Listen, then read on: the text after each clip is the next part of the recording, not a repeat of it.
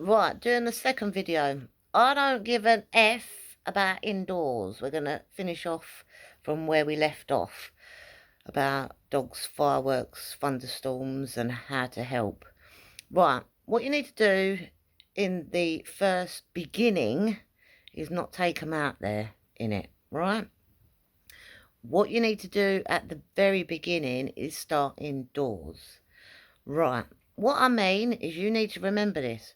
Do not give a F, right, indoors. So what I'm saying is remember the F word and do not give a indoors, right? What I mean by that, there's a positive thing behind it. When you don't give too much attention, a bit like a child, when you do not give, put it this way, if you've got a naughty child, if you keep giving your child praise and sweeties or whatever when it's being naughty, it's going to do it all the more, right? And in this light, it's very similar to your dog having this anxiety and traumatic experience going on with the noises, right? So basically all you're doing is you're not going to pay it any attention when it's doing it. You're not going to pick it up. You're not going to look at it or anything. I want you to act as normal as possible indoors.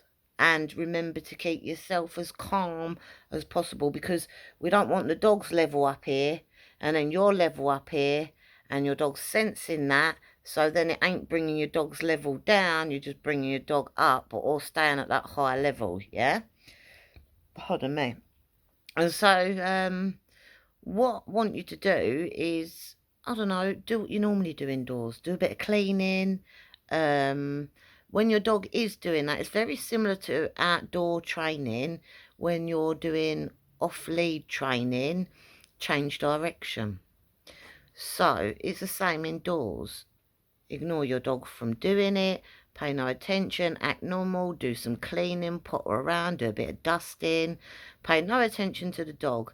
The reason I use cleaning as a very good example is because when you're cleaning, you're doing something, but at the same time it's occupying your brain as well as then taking that high level away from your dog going on the way it's going on in that level of high, yeah? So, it's not that you've left the house, it's not that you've left the room. You need to make sure that your dog can freely follow you wherever it wants to follow you while this is going on. But remember, just ignore it. Go and do your cleaning. Go do your laundry. Go wash up the dishes. Go put the laundry away. Do a bit of hoovering. I will advise, leave the telly on as normal. But if the noises outside are very loud, then what I want you to do is put your music on. Put your music on and carry on doing your housework, right? I don't want you to sit there playing computer games because you're not changing direction, because you're just sitting there playing computer games and ignoring the dog doing it. That ain't going to work because you're sitting down. What you need to physically do is get up and change direction. So when the dog follows you, I want you then to change direction, ignore your dog and go and do cleaning in another room. When your dog follows you again, change direction, go and do cleaning in a different room. But I want you to let your dog have the free range of your house to follow you so that you can keep doing that, yeah? Also, while you're doing that, if it's really loud noises outside, yes, play your music, whack it on at the same time. If not, then play the TV as normal, carry on as normal and do that. Because some people, when they're doing housework, they play music. Sometimes when people are in the house, they just leave the telly on. Depending on the dog's response and what's going on. And remember, don't keep giving your dog eye contact when it's doing it. Don't keep paying it attention, petting it, picking it up, talking to it. Ignore it, right? So when you're indoors, these are all the things you need to be doing at the beginning. Also at the beginning, you need to get that medicine that I talked about in the other video from the vets. It's very important and crucial in the beginning part of it. Then over time of doing this indoors, right, Then what I want you to do is when the fireworks and thunder and lightning, it isn't that season or time of year, I want you to get, oh, where's my little speaker? 2 minutes. I've got a little speaker. You can pick one up.